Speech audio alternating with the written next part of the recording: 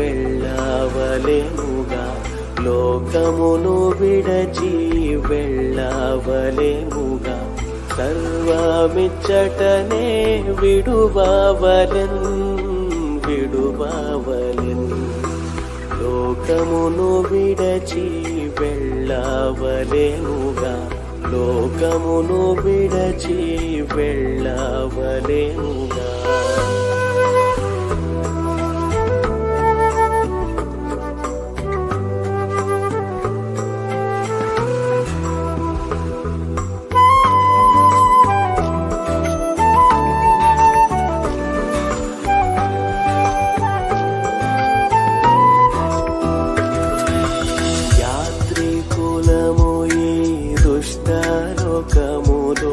పాడు లోకములో మనకేది లేదు, యాత్రికులము ఈ దుష్ట లోకములో, పాడు లోకములో మనకేది లేదు.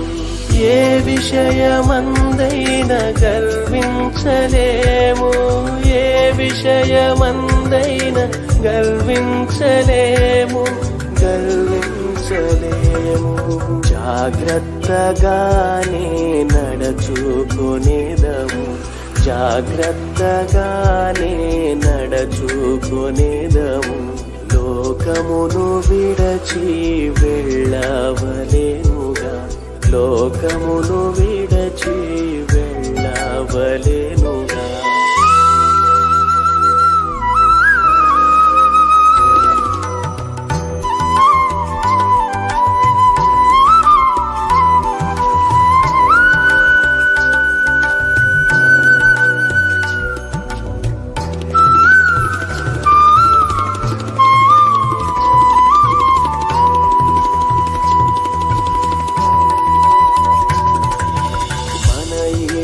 కపట ద్వేషాలు విడచి నిజ ప్రేమతోనే జీవించేదాము.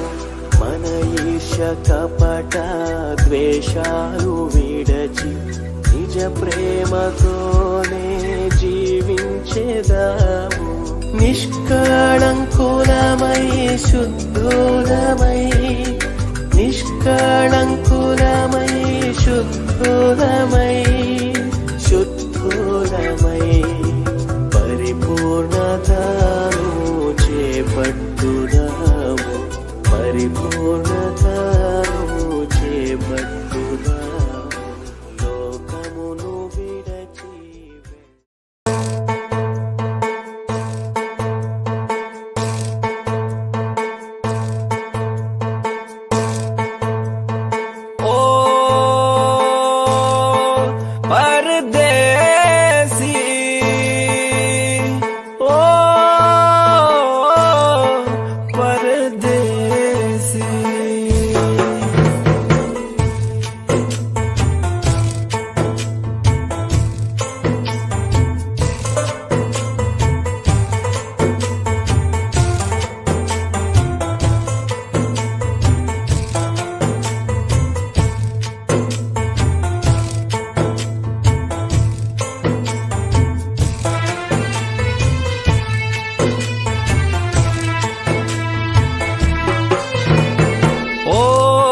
పరదేశీ ఈ లోకమే నీది కాదు, ఓ పరదేశీ ఈ లోకమే కడకు రాదు.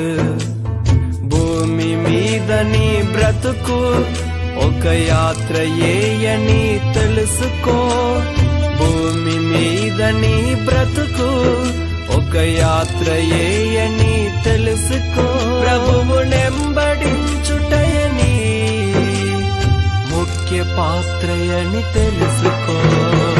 ఓ పరదేశీ ఈ లోకమే నీది కాదు, ఓ పరదేశీ ఈ లోకమే కడుకు రాదు.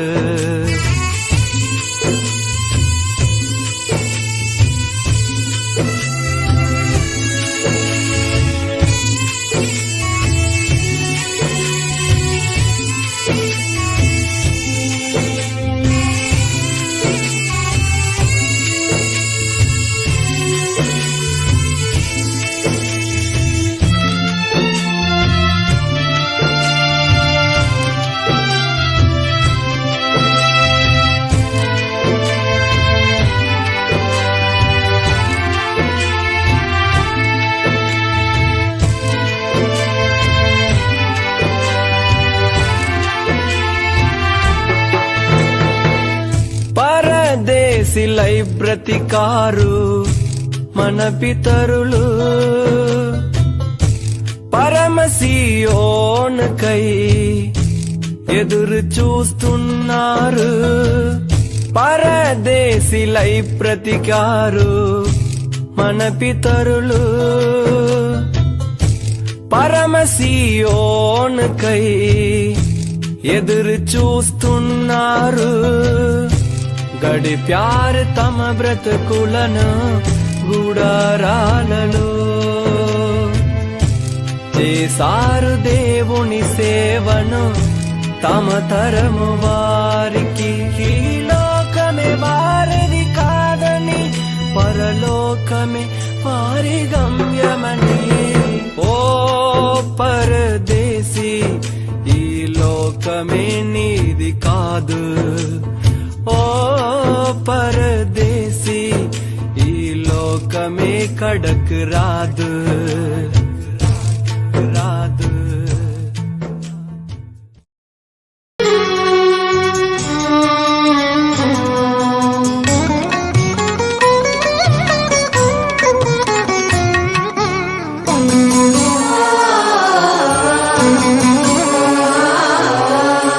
కొంతసేపు కనబడి అంతలోనే మాయమయ్యే ఆవిరి వంటిది రాయి జీవితం.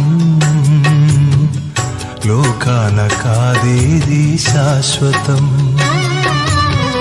కొంతసేపు కనబడి అంతలోనే మాయమయ్యే ఆవిరి వంటిది రాయి జీవితం.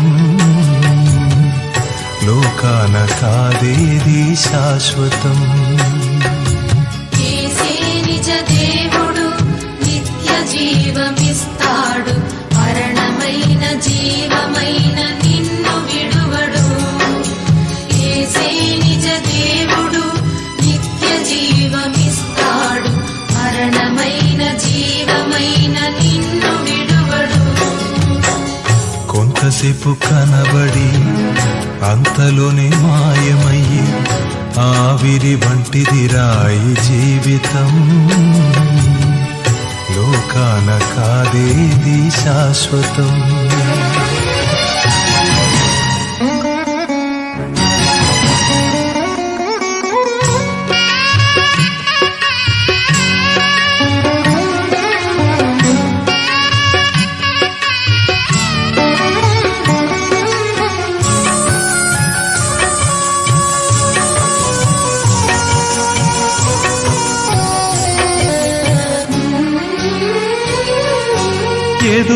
ఎదురవుతారెందరో నీ పయనంలో, నిలిచేది ఎందరూ నీ అక్కరలో.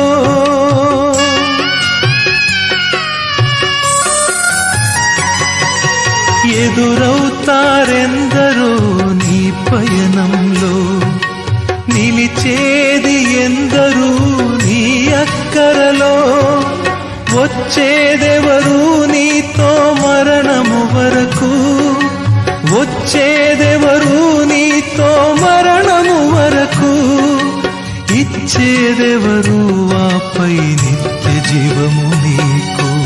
యేసే నిజ దేవుడు, నిత్య జీవమిస్తాడు. మరణమైన జీవమైన నిన్ను విడువడు. యేసే నిజ దేవుడు, నిత్య జీవమిస్తాడు. మరణమైన జీవమైన నిన్ను విడువడు.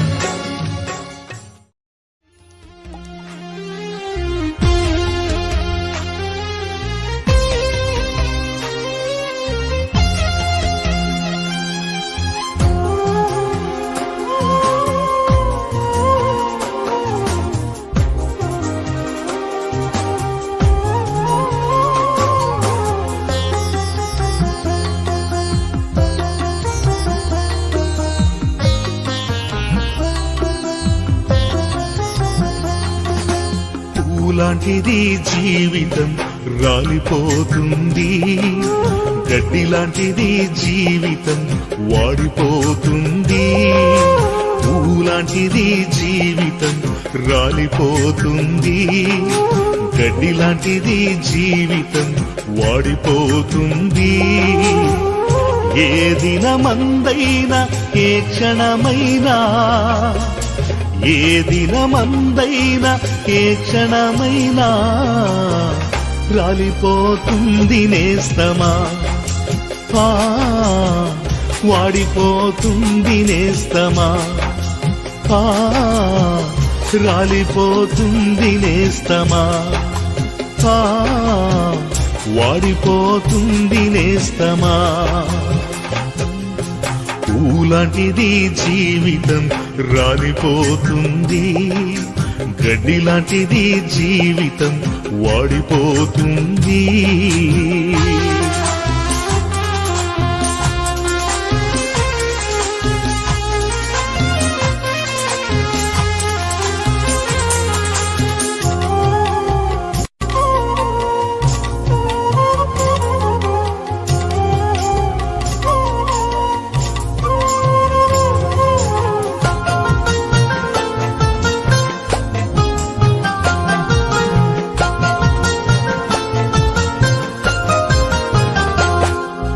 పాలరాతి పైన నీవు నడచిన గాని, పట్టు వస్త్రాలే నీవు తొడిగిన గాని,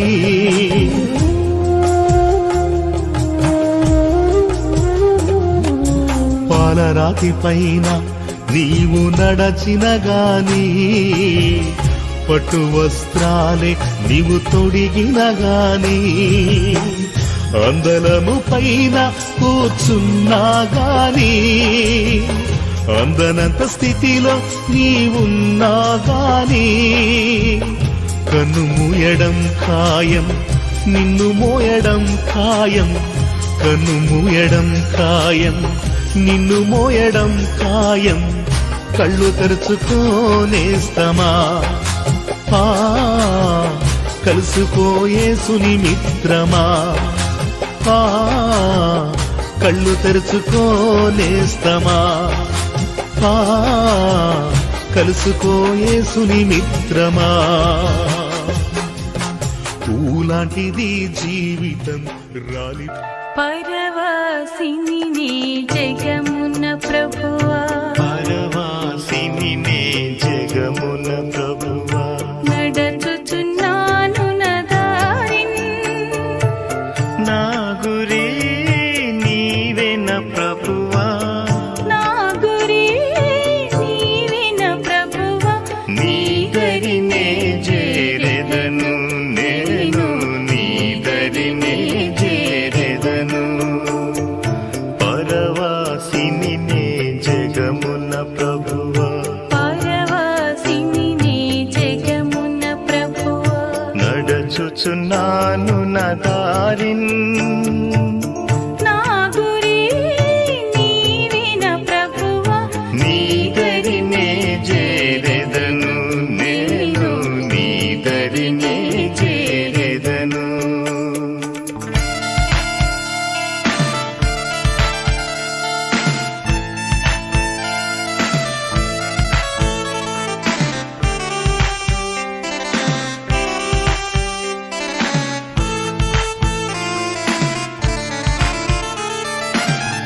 లోకమంతా నాదని ఎంచి బంధుమిత్రులే ప్రియులను కుంటిని, లోకమంతా నాదని ఎంచి బంధుమిత్రులే ప్రియులను కొంటిని, అంతయు మోసమేగా, అంతయు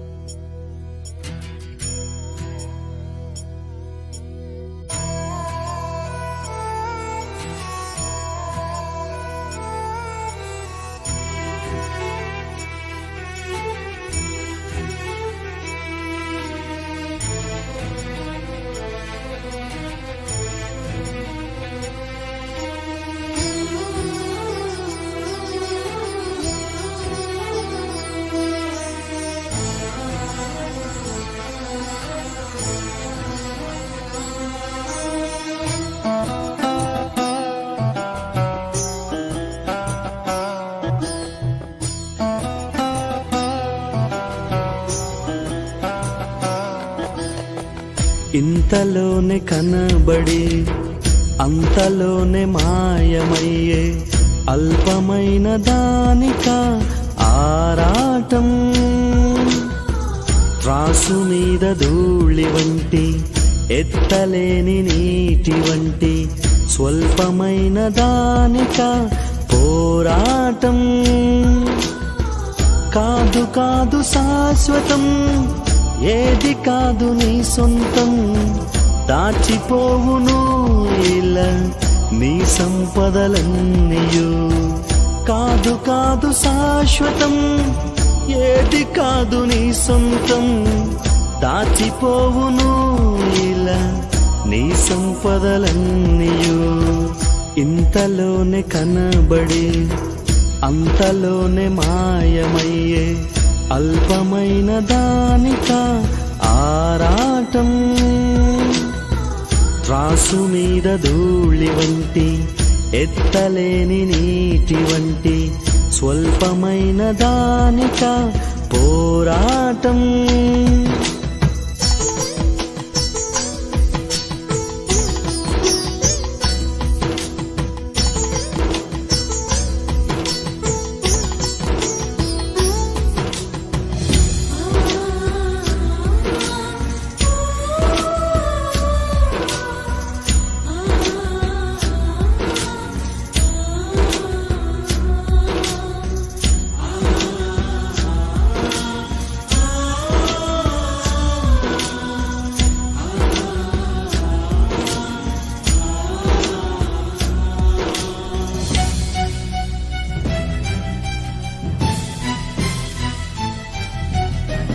బంగారు కాసులున్న అపరంజి మేడలున్న అంతరించిపోయెను భువినేలిన రాజులు.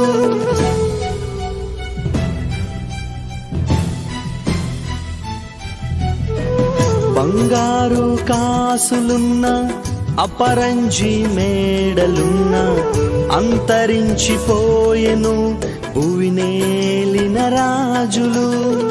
నాది నాది నాది అంటూ విర్రవీగుచున్నావా, చచ్చినాక నీది అన్న దేహమైన వచ్చునా. నాది నాది నాది అంటూ విర్రవీగుచున్నావా, చచ్చినాక నీది అన్న దేహమైన వచ్చునా. ఇంతలోనే కనబడి అంతలోనే మాయమయ్యే అల్పమైన దానిక ఆరాటం. త్రాసు మీద ధూళి వంటి ఎత్తలేని నీటి వంటి స్వల్పమైన దానిక పోరాటం.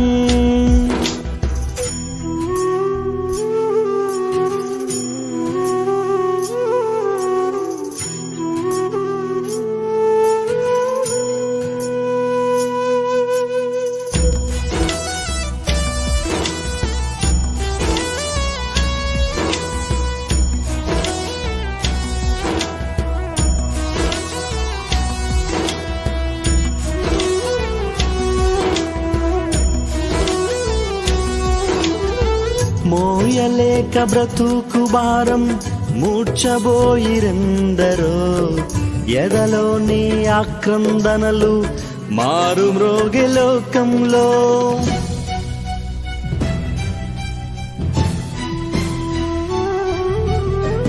మోయలేక బ్రతుకు భారం మూర్ఛబోయిరెందరో, ఎదలోని ఆక్రందనలు మారు మ్రోగే లోకంలో. ఆశ్రయించు యేసుని అనుకూల సమయమున, చేర్చు నిన్ను మోక్షరాజ్యం, నడుపు నిన్ను శాంతితో.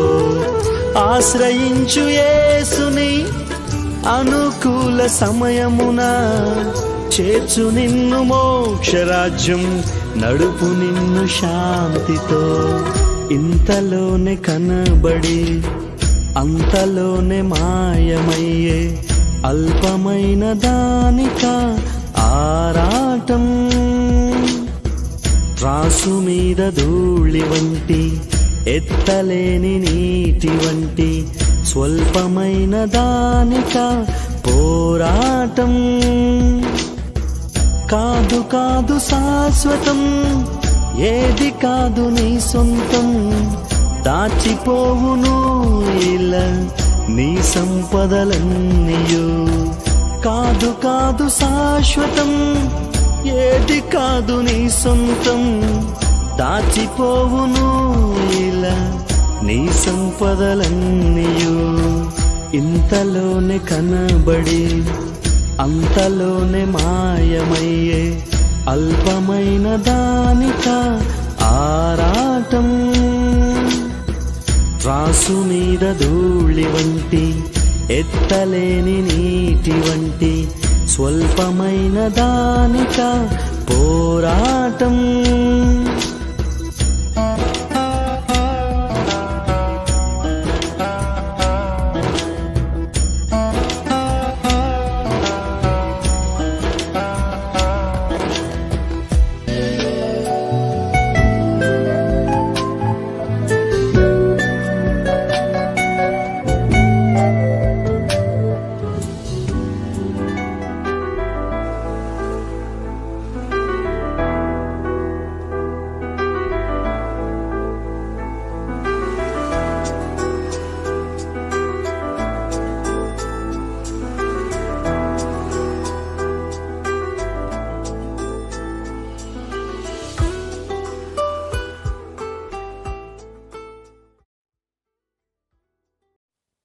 యెహోవాయే నా కాపరిగా నాకేమి కొదువగును, నాకేమి కొదువగును.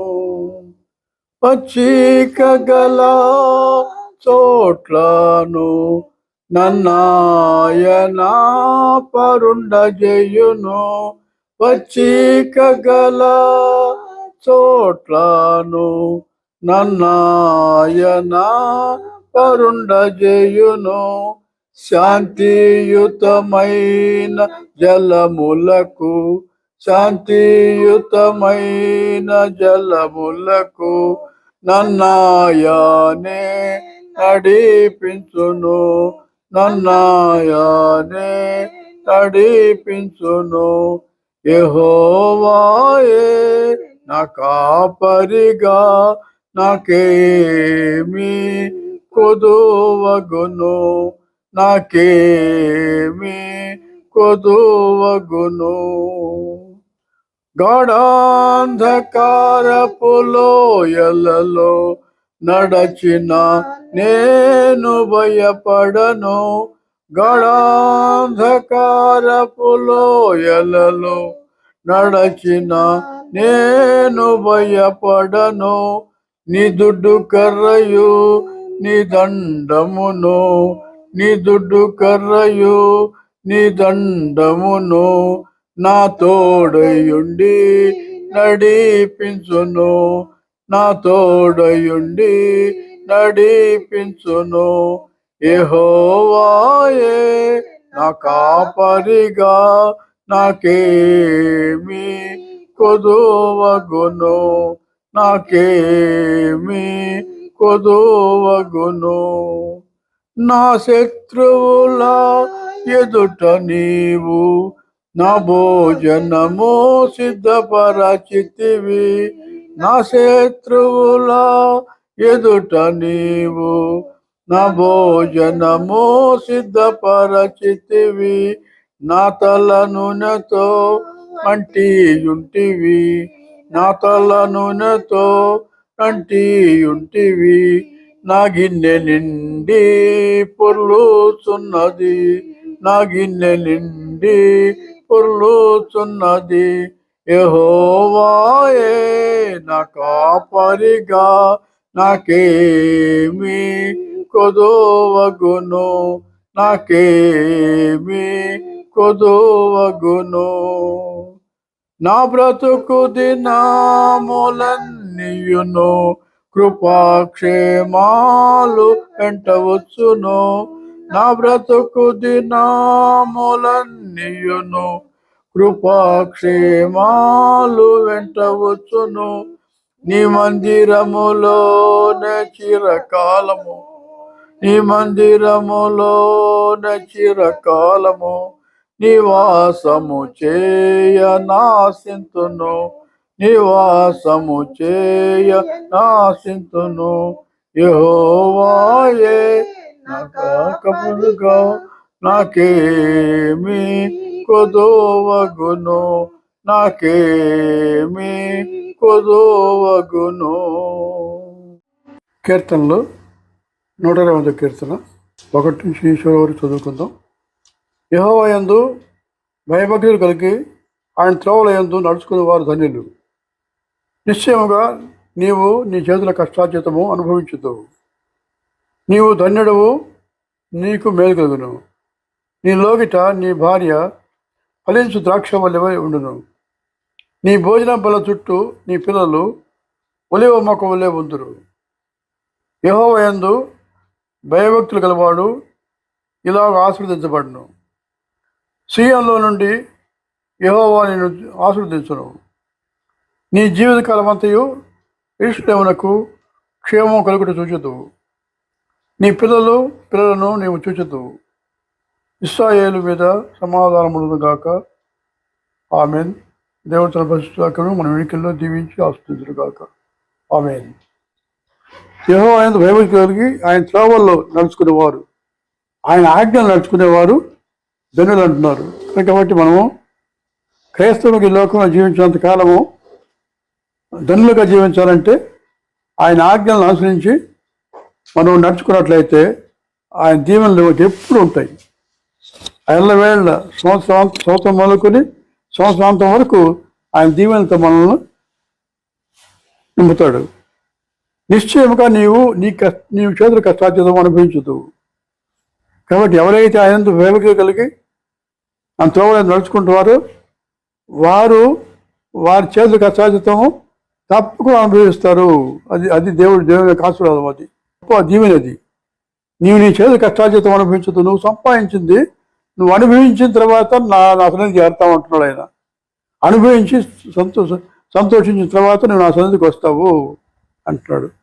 నీవు ధన్యుడువు, నీకు మేలు కలుగును. ధన్యుడు, ధన్యజీవి. ఈ ధన్యుడు అనేవి దాదాపు 300 పైన ఉంటాయి మన బైబిల్లో. ఆ ధన్యతలన్నింటినీ మనం అనిపిస్తాం. ఎప్పుడు అనిపిస్తామంటే ఆయన యెహోవా యందు భయభక్తి కలగబడు ఇలా ఆశీర్వదించబడిన వాక్యం ఒకటి ఉంది ఇక్కడ. కాబట్టి యెహోవా యందు ఎవరైతే భయభక్తులు కలిగి జీవిస్తారో వారు ఈ విధంగా జీవించబడతారు. ఏ విధంగా జీవించబడతారంటే ఆయన నిశ్చయంగా నీవు నీ చేతులు కష్టాలు అనుభవించదువు. నీవు ధనుడు, నీకు మెలుగును. నీ లోగిటి నీ భార్య పిలిచి ద్రాక్ష వలె ఉంటును. భోజనం పళ్ళ చుట్టూ నీ పిల్లలు ఒలివ మొక్కలు వలె ఉంటురు. ఒలివ మొక్క దేవుని సన్నిధిలో నాటబడినదై ఉంటుందంట. 52వ కీర్తనలో ఉంటుంది. 8వ వచనంలో అది కీర్తన 52:8 ఒలివ మొక్క గురించి ఆయన సన్నిధిలో నాటబడినదై అంటున్నాడు. కాబట్టి ఎప్పుడు దేవుని సన్నిధిలో ఉంటారు పిల్లలు. దేవుని వాక్యాలు మనం వాళ్ళని చిన్ననాటి నుండి పెంచి పెద్ద చేసినట్లయితే రాబోయే రోజుల్లో వాళ్ళు దేవునికి మహిమ తెచ్చే బిడ్డలుగా ఈ లోకంలో జీవిస్తారు. వారికి దేవుని వాక్యం ఖచ్చితంగా చెప్పాలి. కాబట్టి సీయోనులో నుండి యెహోవాని ఆశీర్వదించును. సీయోనులో నుండి యెహోవాని ఆశీర్వదించును. ఆయన యొక్క సంఘంలో ఉండి నిన్ను ఆశీర్వదిస్తాడు. సీయోనులో నుండి ఆయన నిన్ను ఆశీర్వదించును. సంఘంలో ఏ సంఘంలో అవుతుండవో ఆ సంఘంలో ఉండి నిన్ను ఆశీర్వదిస్తాడు. కాబట్టి నీవు జీవితకాలం అంతయు యెరూషలేమునకు క్షేమం కలుగు చూచుతావు. నీ జీవితకాలం అంతా సంతోషము, సమాధానం, క్షేమము నీవు అనిపిస్తావు. నీ పిల్లలను నువ్వు చూచుతావు. పిల్లలు కానీ తరతరాలు నీవు చూస్తావు. 4 తరాలు చూస్తావు. నీ దేవుడు ఎంతకాలం అయితే దేవుడు ఈ లోకంలో ఉంచాడో ఆ తరాలు తరం బెడతరం దీవించబడుతుంది మనకు. కాబట్టి ఆ విధంగా జీవిస్తాడు. ఇశ్రాయేలు మీద సమాధానం ఉండును గాక. కాబట్టి సమాధానం ఉండును గాక అంటున్నాడు. ఇంకొక దగ్గర సమాధానం అంటే శాంతి సమాధానాలు. యోహాను సువార్త 14వ అధ్యాయంలో 27వ వచనం. శాంతి మీకు అనుగ్రహించి వెళుతున్నాను, నా శాంతినే మీకు అనుగ్రహించున్నాను. లోకం ఇచ్చినట్టుగా నేను మీకు అనుగ్రహించట్లేదు. మీ హృదయమును కలవరపడనీయకుడి విరవనీయకుడి. కనుక మన జీవితంలో మనం హృదయాలు కలవరపడకూడదు, విరవనీయకూడదు. కొన్ని శోధనలు వస్తాయి, బాధలు వస్తాయి, ఇబ్బందులు వస్తాయి. యేసు ప్రభు దేవుడు ఒక అమ్మాయిని పిలిచి, అమ్మ నేను ఎన్నుకుంటున్నాను, నువ్వు భయపడాల్సిన అవసరం లేదు, సంతోషంగా ఉండు, ఎన్ని శోధనలు వచ్చినా సంతోషంగా ఉండమన్నాడు. వాళ్ళ కుటుంబాన్ని చక్కపరచడానికి ఆ పాప నిన్ను ఎన్నుకున్నాడు. ఎన్నుకున్న తర్వాత అప్పుడు ఏం చేయాలంటే, భయపడవద్దు, నువ్వు దిగులు పడవద్దు, నీకు సమస్యలు వస్తాయి కదా అని ఉద్దేశంతో వస్తాయి, కానీ నువ్వు భయపడవద్దు అన్నాడు. నాకు ఆయన చెప్పాడు కాబట్టి నేను తప్పకుండా ఆయన మాట ప్రకారం ఉండాలంటే కొన్ని శోధనలు వస్తూ ఉంటాయి. శోధనలు వచ్చినా కూడా శోధనలో దేవునికి స్తుతులు చెల్లిస్తుంది. స్తుతులు చెల్లిస్తుంటే ఆ సమస్యలన్నీ ఒకటి మూడు వెళ్ళిపోతుంటాయి. సంతోషం సమాధానం కుటుంబంలో ఉంది అది. కాబట్టి నువ్వు నేను శాంతి మీకు అనుగ్రహించవచ్చు, నా శాంతిని మీకు అనుగ్రహించున్నాను, లోకం ఇచ్చినట్టు కాదు నేను. కాబట్టి మీరు హృదయాన్ని కలవరపడకూడదు, విరవనీయకుడి అంటున్నాడు. కాబట్టి మనం కలవరపడకూడదు, విరవకూడదు, భయపడాల్సిన అవసరం లేదు. మన జీవితంలో కుటుంబాల్లో దైవిక శక్తి కావాలంటే, దేవుని శాంతి కావాలంటే మనం ఎల్లప్పుడూ ఆయన భయభక్తులు కలిగి జీవించాలా. అప్పుడు మన కుటుంబంలో క్షేమము, సంతోషము, సమాధానం ఉంటుంది. దుఃఖపడాల్సిన అవసరం లేదు. కొన్ని దుఃఖపడే విధానాలు వస్తాయి.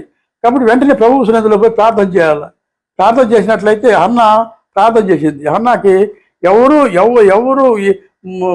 ఎవరు తీర్చలేని, ఏ మానవుడు తీర్చలేనిది సమస్య వచ్చింది. ఏంటంటే పిల్లలు లేరు. అటువంటి సమస్య వచ్చినప్పుడు కూడా ఆమె ఆ సమస్యలో దేవుని దగ్గరికి పోయింది, ప్రార్థన చేస్తుంది. ప్రార్థన చేసినప్పుడు ఆమె హృదయానికి ఆమె దేవుని సన్నిధిలో కుమ్మరించుకుంటుంది అంట. అక్కడ కుమ్మరించుకుంటుంది, మౌనంగా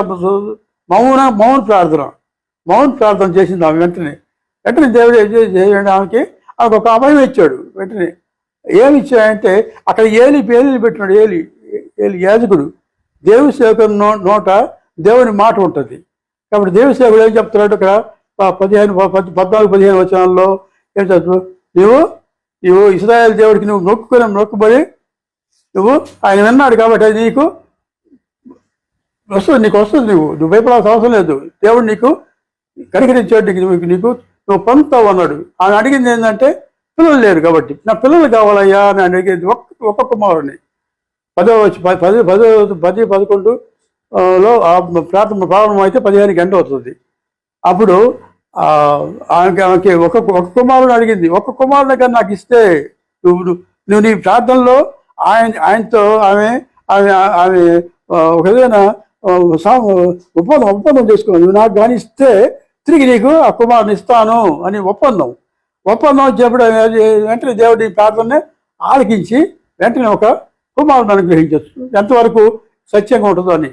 ఇప్పుడు వెంటనే ఆ కుమారుని తీసుకుపోయి మళ్ళీ 3 సంవత్సరాలు అయిన తర్వాత తిరిగి ఆయన సన్నిధికి తీసుకుపోయి ఏలి అడిగాడు, ఎవరు నువ్వు అని అడిగాడు. అయ్యా నేను 3 సంవత్సరాల క్రితం వచ్చిన వ్యక్తిని, నేను ఒప్పందం చేసుకున్నాను, ఒక్కగానొక్క కుమారుడిని ఇస్తాను, సమూయేలుని ఇస్తాను అయ్యా. ఆ సమూయేలు తీసుకొచ్చి 3 సంవత్సరాలు అన్నట్టు. దేవుడు నువ్వు చేసిన త్యాగాన్ని ఊరికి తీసుకునేవాడు కాదు. ఆయన కనికరం కదా దేవుడు. ఆయన నువ్వు 1 ఇస్తే 5 ఇస్తా అంటున్నాడు. 1 ఇచ్చింది ఆమె. ఒక్కగానో ఒక్క కుమారుడిని దేవునికి సమర్పించేసింది పూర్తిగా. జీవితకాల ప్రాంతం ఆయన అక్కడే ఉండాలి. దేవుడిని ఏదైతే అడుగుతామో అవి నువ్వు నెరవేర్చిన, నీ జీవితం నెరవేర్చినట్లయితే దేవుడు తప్పకుండా మన కుటుంబంలో క్షేమము, సంతోషము, సమాధానం ఇస్తాడు. కాబట్టి మన కుటుంబంలో ఏ విధంగా ఉండాలంటే ఎప్పుడు సంతోషం, సమాధానం ఉండాలి. ఆ సంతోష సమాధానాన్ని చెరగొట్టడానికి ఉన్నాడు, ఒకడు వస్తాడు. వాడు ఎవరంటే సాతానుడు, అపవాది ఏదో ఒకటి సులువుగా చిక్కులు పెడతాడు. కాబట్టి అటువంటి చిక్కులు పెట్టినప్పుడు నీవు స్థిరంగా సమస్య వచ్చింది, దాని ప్రార్థనలు నువ్వు పెట్టుకున్నట్టయితే ప్రార్థన 62వ కీర్తనలో 8వ వచనంలో కూడా నువ్వు ప్రార్థనల్ని నువ్వు చేయాలి. దేవుడు తప్పకుండా నీకు ప్రార్థన ఆలకిస్తాడు. నువ్వు ప్రార్థన చేసినట్లయితే తప్పకుండా ఆయన కోరిక నెరవేర్చిద్దండి ఆయన. కాబట్టి నువ్వు ఏమంటున్నాడు 62వ కీర్తనలో 8వ వచనంలో 62 ఎల్లప్పుడూ ఆయన యందు నమ్మకించుడి, ఆయన సన్నిధిని మీ హృదయంలో కుమ్మరించుడి, దేవుడు మనకు ఆశ్రయం. కాబట్టి అటువంటి 142 కీర్తనలో కూడా 1-2 వచనాల్లో కూడా అదే ఉంటుంది. ఆ దేవునికి ఏ విధంగా నువ్వు మొరపెట్టాలా 142 కీర్తనలో 1-2 వచనాల్లో ఉంటుంది అది. నేను ఎలుగెత్తి యెహోవాకు మొరపెట్టుచున్నాను, ఎలుగెత్తి యెహోవాను బతిమాలుకొనుచున్నాను, బహు వినయముగా ఆయన సన్నిధిని నేను మొరపెట్టుచున్నాను, నాకు కలిగిన బాధ ఆయన సన్నిధిని తెలియజెప్పుచున్నాను. అది నీ బాధ లేని కూడా అన్నిటినీ ఆ హన్నా వచ్చి అక్కడ దేవుని సన్నిధిలో కుమ్మరించు నీ బాధలన్నీ ఆయన సన్నిధిలో కుమ్మరించినట్లయితే ఆయన నీ సమస్యలన్నిటి ఆయన తీసుకొని ఆయన మొత్తం పరిష్కరిస్తాడు. మొత్తం మన జీవితంలో మనకు కావాల్సిందంటే ప్రార్థనా శక్తి ఉండాలి మనలో. మన జీవితంలో శోధనలు వచ్చినాయి ముందు, కానీ ఏ విధంగా అంటే ముందు మోకాళ్ళుని నువ్వు ప్రార్థన చేయాలి. మోకాళ్ళు కన్నీటి ప్రార్థన చేసినట్లయితే దేవుడు తప్పకుండా నీ కన్నీటి ప్రార్థన ఆలకించి నీకు సహాయం చేస్తాడు. కాబట్టి ఈ విధంగా మనకు మనం అందుకోసం నీవు వెరవనీయుకుడి కలవరపడద్దు, వెరవనీయుకుడి. నేను నా శాంతిని నీకు అనుగ్రహిస్తున్నా. నా శాంతి ఏంటంటే శాంతి అంటే సమాధానము. శాంతి అంటే సమాధానం. ఆయన సమాధానకర్త. నేను ఎవరు మామూలు ఇచ్చేది కాదు, నేను ఇస్తాను. కాబట్టి మీరు ఆ విధంగా జీవించండి అంటున్నాడు ఆయన.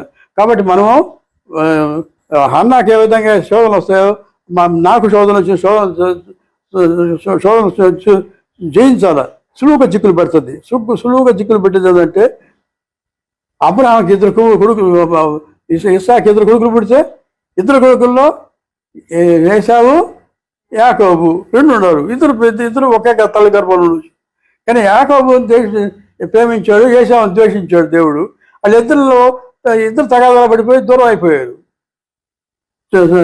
దూరం అయిపోయిన తర్వాత వాళ్ళు 22 సంవత్సరాలు వాళ్ళు దూరం అయిపోయారు. 22 years. సో ఆఫ్టర్ 22 years వాళ్ళు తిరిగి మళ్ళీ కలుసుకుని అన్నదమ్ములు ఏమయ్యారు, దేవుడు దూరం అయిపోయిన తర్వాత ఈ వైఎంఎల్ అని పోయినాయి పూర్తిగా. యాకోబు దేవుని ఎరగని బిడ్డ, దేవుని ఎరిగి ఉన్నాడు. ఏశావు దేవుని ఎరిగి కూడా తృణీకరించాడు దేవుణ్ణి. తండ్రి చేసుకోవద్దురా ఫలానా దీంట్లో అన్నప్పుడు తండ్రిని వ్యతిరేకించి చేసుకున్నాడు. కాబట్టి మనం తండ్రిని వ్యతిరేకించడం అంటే దేవుని వ్యతిరేకించడం లెక్కే. కాబట్టి అటువంటి వ్యక్తి యాకోబు ప్రేమించి దేవుణ్ణి కనుక్కొని దేవుని దీవెనలు పొంది తిరిగి మన అన్న దగ్గరికి వచ్చి అందరూ ఇద్దరు కలుసుకొని సంతోషించి సమాధానం వచ్చింది. కాబట్టి మనం ఈ లోకంలో జీవించేంతకాలము మనం దేవుడు ఇచ్చిన శాంతిని మనకి శాంతి, కుటుంబాల్లో శాంతి ఇచ్చినాడు. శాంతిని మర్చిపోకూడదు. కాబట్టి శోధనలు వస్తాయి. శోధనలు వచ్చిన తర్వాత వాటిని ఏంటంటే నువ్వు వెంటనే ప్రార్థన చేసుకున్నావు అనుకో, వెంటనే ప్రార్థన చేసుకుంటే ఆ సాతాను వెళ్ళిపోతుంది. ఎందుకంటే సాతాను సులువుగా పెడుతుంది. సులువుగా చిక్కులు పెట్టి సాతానుడు ఏం చేస్తాడంటే దావీద్ మహారాజుని శోధనలో పడిపోయాడు. దావీద్ మహారాజు యుద్ధానికి పోయినప్పుడు వాడిని ఒంటరిగా పైకి పోతే ఎవరు ఉన్నారు కదా, ఆ బెర్షెబా కనబడింది. ఏం చేశాడు, బెర్షెబా భర్తని చంపేశాడు. కాబట్టి సాతానుడు ఎటువంటి వాడు, యోహాను సువార్త 10వ అధ్యాయంలో ఉంటుంది. వాడికి గుణాలు ఏంటంటే వాడు దొంగను దోచుకునేవాడు, ఏంటంటే నాశనం చేసేవాడు. మూడవది ఏంటంటే హత్య చేసేవాడు. కాబట్టి దావీదు ఏం చేశాడు, హత్య చేశాడు. దావీదు హత్య చేసిన తర్వాత ఏం పోగొట్టుకున్నాడు దావీదు? 51వ కీర్తనలో రాసి ఉంటాడు. అది రక్షణ ఆనందము పోగొట్టుకున్నాను నేను, తిరిగి మళ్ళీ నా రక్షణ నాకు ఇయ్య అంటున్నాడు. అంటే పాపం చేశాడు. సాతాను పాపం చేస్తుంది, పాపం చేయిస్తుంది. దావీదు చేసి సాతానుడు యొక్క గుణాలు ఏంటంటే దొంగను దోచుకునే వాడును హత్య చేసేవాడు. సాతానుడు మన జోలికి రాకుండా ఉండాలంటే నువ్వు ప్రార్థనలో గడుపుతావు తప్ప మన జీవితంలో ప్రార్థన అనేది చాలా ముఖ్యం. ప్రార్థన అనేది జీవితంలో చాలా ముఖ్యం మనకు. కాబట్టి మన కుటుంబం ఎటువంటి కుటుంబం అంటే ప్రార్థన చేసే కుటుంబంగా ఉండాలి. మనం కుటుంబ జీవితంలో ఎట్లా అంటే దేవుని కలిగిన జీవితం జీవించాలా. ఇన్ని శోధనలు బాధలు వచ్చినా కూడా అన్నింటినీ జీవించడానికి శక్తి కొరకు ఆయన ప్రార్థన చేసినట్లయితే అన్నా చేసిన ప్రార్థన విన్నాడు. తర్వాత ఏదైతే అవసరమో అవన్నీ సమస్తం సమకూర్చి తీర్చే దేవుడు మన దేవుడు. కాబట్టి మనం ఏటికి కూడా కలవరపడకూడదు. రమణీయుడు అంటాడు హృదయాల్ని. ఈ శోధనలు వస్తాయి. శోధనలు ఎవరికి వస్తుందంటే మనకే వచ్చేది, ఎవరికి రావు. ఎవరిలో దేవుళ్ళు ఎవరు ఉంటే వాళ్ళకి శోధనలు వస్తాయి. దేవుళ్ళు ఎవరు లేకపోతే వాడి శోధనలు రానే రావు. ఎందుకంటే వాళ్ళు దేవుడు అవసరం లేదు, దేవుని అవసరం లేదు వాడికి. కాబట్టి మనం మన జీవితంలో దేవుడిని విడవకుండా ఆయన ఎడబాయకుండా మనం ప్రార్థన చేసినట్లయితే దేవుడు తప్పకుండా మన కుటుంబాన్ని మన బిడ్డల్ని దీవించి ఆస్వాదిస్తాడు. అత్యంత కృప కనిగిరమ్మ కలిగిన నా గొప్ప తండ్రి, ఘనమైన రాజా, నీ పాదాలకి వందనాలు స్తోత్రాలు చెల్లించుకుంటున్నాం. ఈ దినం మా ప్రభ మా జీవితాల్లో ఎంత గొప్ప దినము నా తండ్రి.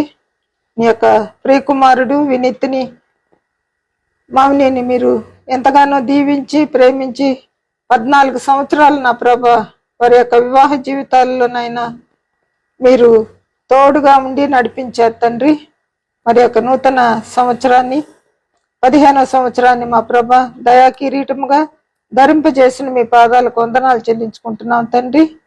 అదే విధముగా మా ప్రభ వారి సంవత్సరము మొదటి దినము నుండి చివరి వరకు కూడా నాయన మీరే తోడుగా ఉండి వారి జీవిత నాభను మీరు నడిపించండి.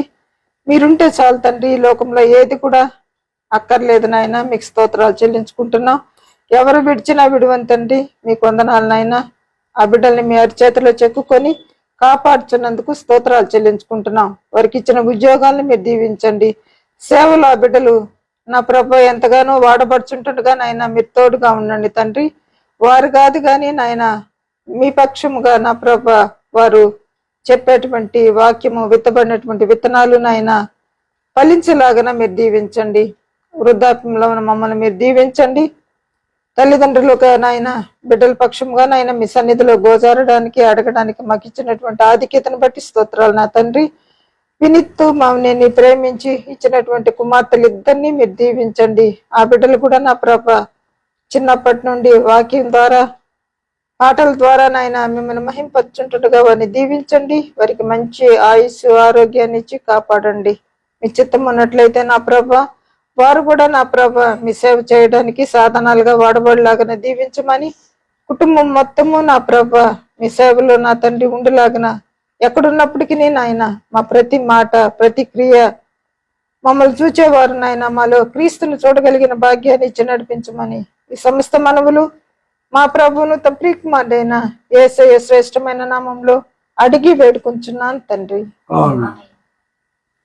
మన ప్రభు తండ్రి అయిన దేవుని యొక్క ప్రేమయు ఆయన కుమారుడు యేసుక్రీస్తు కృపయు పరిశుద్ధాత్మక అన్యోన్య సహవాసము నడుపుదల శ్రీయ దేవుని సన్నిధి ఇప్పుడు ఎల్లప్పుడు సదాకాలము మన కుటుంబాలన్నిటికీ మన వినిలమ్మ కుటుంబానికి చిన్న చింతకుని వినుభమ్మ ప్రసన్న కుటుంబానికి విశాల స్వాగతానికి వినీత్కి మౌనికి ఇచ్చిన బిడ్డల మీద చాలా స్వీకరికి వినీత్ని మౌని తండ్రి ప్రేమించి 2011 సంవత్సరంలో వివాహం జరిగించారు.